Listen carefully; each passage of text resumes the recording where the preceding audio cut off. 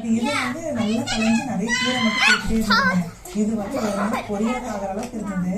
நான் என்ன பண்ணேன்னு பார்த்தீங்கன்னா, பொரியல்லாம் செய்யலைங்க.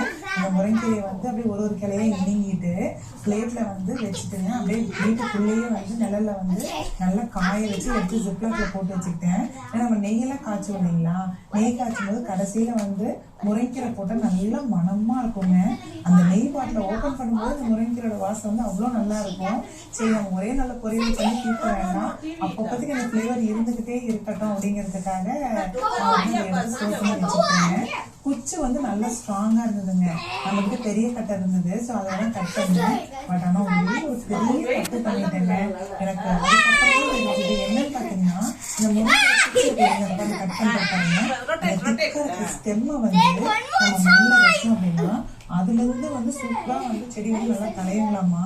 எனக்கு வந்து தெரியாம போயிடுச்சுங்க. எங்க அக்கா டெக்ஸ்டர் போட்டாங்கன்னு சொன்னாங்க.